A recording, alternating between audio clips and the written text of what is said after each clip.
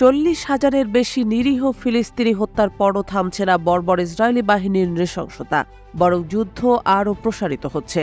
আবার অন্যদিকে ইসরায়েলি হায়নাদের সীমান্তবর্তী এলাকাগুলোয় অতর্কিত হামলার জেরে শত্রুর সংখ্যাও বেড়েছে নেতানিয়াহুর। এরই ফলশ্রুতিতে ইয়েমেনের হুদাইদা নগরীতে ইসরায়েলের নৃশংস হামলার রেশ ধরে প্রবলভাবে রাগে ফুঁসছে দেশটি। ইয়েমেনের ন্যাশনাল সালভেশন সরকারের পররাষ্ট্রমন্ত্রী জামাল আহমেদ আলী আমের বলেছেন, লোহিত সাগরের তীরবর্তী বন্দর নগরী হুদাইদার উপর ইহুদিবাদী ইসরায়েল যে হামলা চালিয়েছে, দেশের সশস্ত্র বাহিনী অবশ্যই তার দাঁত ভাঙা জবাব দেবে। তিনি বলেন, দখলদার ইসরায়েল সরকারের আগ্রাসনের জবাব এবং এই জবাবের কৌশলগুলো এমন বিষয় জানিয়ে আনসারুল্লাহ আন্দোলনের নেতা আব্দুল মালিক আল হুথি এবং ইয়েমেনের সেনাবাহিনী কেবলমাত্র সিদ্ধান্ত নিতে পারে। জামাল আমের বলেন, হুদাইদা শহরে বর্বর ও নৃশংস ইসরায়েলি হামলার প্রতিশোধ সম্ভাব্য যে কোনো উপায়ে নেওয়া হবে। ইয়েমেনের আল মাসিরাহ টেলিভিশন চ্যানেলের তথ্য অনুসারে গত 20 জুলাই ইসরায়েলি হামলাটি হুদাইদা নগরীর তেল সংরক্ষণ স্থাপনা এবং একটি বিদ্যুৎ কেন্দ্রকে লক্ষ্য করে পরিচালিত হয়। ইসরায়েলি বিমান হামলায় অন্তত 9 জন নিহত ও 87 জন আহত হয়েছে। ইয়েমেনের সর্বোচ্চ রাজনৈতিক পরিষদ হুদাইদা হামলার জবাব দেওয়ার প্রতিশ্রুতি ব্যক্ত করেছে। এই কাউন্সিল এক বিবৃতিতে বলেছে, শত্রুর বিরুদ্ধে কার্যকর প্রতিক্রিয়া ছাড়া এই আগ্রাসন পার পাবে না। গাজায় ইসরায়েলের আগ্রাসনের বিরুদ্ধে এবং ফিলিস্তিনি মুক্তিকামী সংগঠনের সমর্থনে যুদ্ধের প্রথম দিক থেকেই সমর্থন দিয়ে আসছে ইয়েমেনের হুথি বিদ্রোহীরা। সমুদ্রপথে ইসরায়েল এবং তার সমর্থক দেশগুলোর জাহাজগুলোকে শক্ত হাতে প্রতিহত করার মাধ্যমে হুথি রীতিমতো শ্বাসরুদ্ধকর পরিস্থিতি তৈরি করে রেখেছে ইসরায়েলের জন্য। বর্বর হায়েনারা সমুদ্রপথে হুথিদের দমাতে না পেরে সরাসরি ইয়েমেনে হামলা করে বসে। তবে হামলা চালিয়ে উল্টো নিজের জন্যই নিজে বিপদ ডেকে এনেছে নেতানিয়াহু। ইসরায়েলের মূল উৎখাতের যুদ্ধে ইয়েমেনও সক্রিয়ভাবে হামাস ইরানের সাথে কাঁধে কাঁধ মিলিয়ে লড়তে প্রস্তুতি নিচ্ছে।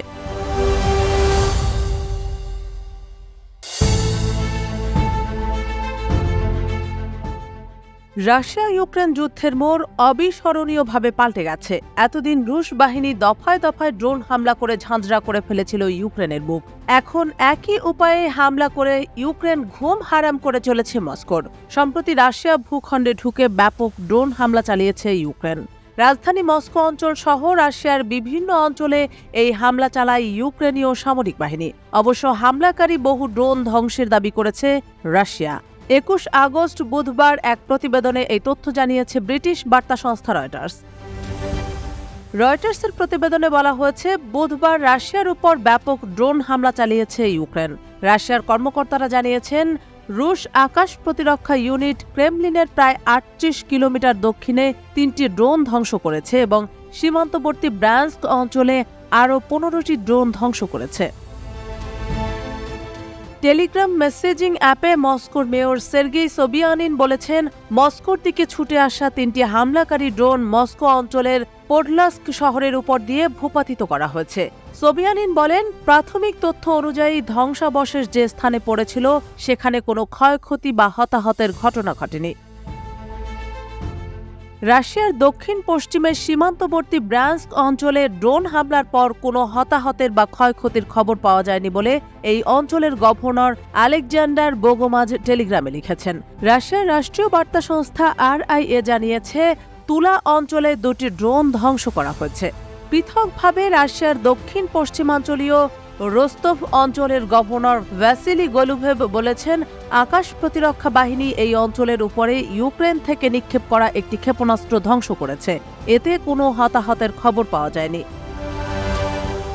এদিনের হামলায় ইউক্রেন মোট কতটি ড্রোন ও ক্ষেপণাস্ত্র নিক্ষেপ করেছে তা এখনও স্পষ্ট নয়। রয়টার্সও স্বাধীনভাবে প্রতিবেদনগুলো যাচাই করতে পারেনি। এছাড়া ইউক্রেনের পক্ষ থেকেও তাৎক্ষণিকভাবে এ বিষয়ে কোনো মন্তব্য পাওয়া যায়নি।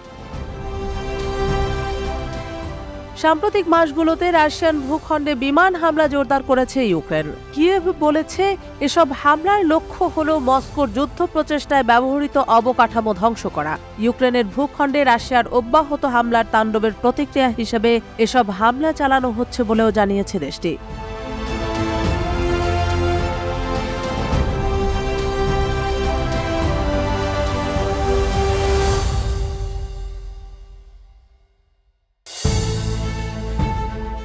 হিজবুল্লাহকে খেপিয়ে নিজের জন্য মৃত্যুকূপ খনন করেছে দখলদার ইসরায়েল।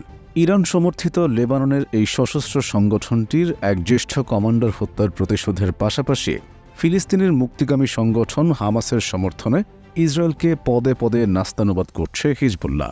এরই ধারাবাহিকতায় লেবাননের ভূখণ্ড থেকে মঙ্গলবার গভীর রাতে উৎক্ষেপণ করা 5টি ক্ষেপণাস্ত্র উত্তর ইসরায়েলে প্রবেশ করে। এরপর পশ্চিম গ্যালিলে সাইরেন বেজে ওঠে। কাতার ভিত্তিক সংবাদ মাধ্যম আল জাজিরা ইসরায়েলের ওয়াইনেট নিউজের বরাত দিয়ে এ তথ্য জানিয়েছে।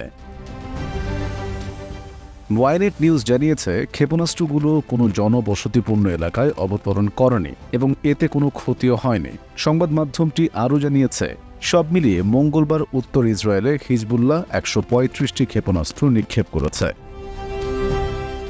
এদিকে ইসরায়েলের যুদ্ধমন্ত্রী ইয়ভ গ্যালান্ট আশঙ্কা প্রকাশ করেছেন যে গাজা যুদ্ধবিরতি চুক্তিতে ব্যর্থ হলে ইরান এবং হিজবুল্লাহর পক্ষ থেকে তেল আবিবের বিরুদ্ধে প্রতিশোধ নেওয়ার সম্ভাবনা আরও বেড়ে যাবে। ইসরায়েলের চ্যানেল 12 গত সোমবার জানিয়েছে, গ্যালান্ট ইসরায়েলের প্রধানমন্ত্রী বেনিয়ামিন নেতানিয়াহুকে মন্ত্রিসভায় ফিলিস্তিনি প্রতিরোধকামী সংগঠনগুলোর সাথে চুক্তির একটি খসড়া উপস্থাপন করতে বলেছেন। ফিলিস্তিনের বার্তা সংস্থা সামা এ খবর দিয়েছে। গ্যালান্ট অভিযোগ করেন, নেতানিয়াহু সবসময় গাজা উপত্যকায় যুদ্ধ অব্যাহত রাখা এবং যুদ্ধবিরতি বাধাগ্রস্ত করার বিষয়ে তার নিজস্ব নীতি অনুসরণ করে চলেছেন। ইয়ভ গ্যালান্টের এই বক্তব্য এমন সময় এলো যখন গাজা উপত্যকায় যুদ্ধবিরতির জন্য এই সপ্তাহের শেষের দিকে কায়রোতে আবার আলোচনা শুরু হওয়ার কথা রয়েছে। আবার ইয়ভ গ্যালান্টের এমন বক্তব্যের পরই ইসরায়েলে হামলা পরিচালনা করল হিজবুল্লাহ। এদিকে ইরানও ইসরায়েলে জোরালো হামলা পরিচালনার জন্য বেশ জোরে সোরে প্রস্তুতি নিচ্ছে। এর মধ্যে ইরান জানিয়েছে, ইসরায়েলে অবশ্যই হামলা চালানো হবে, তবে এতে কিছুটা সময় লাগতে পারে। ইরানি সেনাবাহিনীর বরাতে সংবাদ সংস্থা রয়টার্সের এক প্রতিবেদনে বিষয়টি জানানো হয়েছে। তবে আশঙ্কা করা হচ্ছে, ইরান সময় নেওয়ার কথা বলে কোনো প্রকার পূর্বাভাস ছাড়াও ইসরায়েলের ওপর হামলা চালাতে পারে।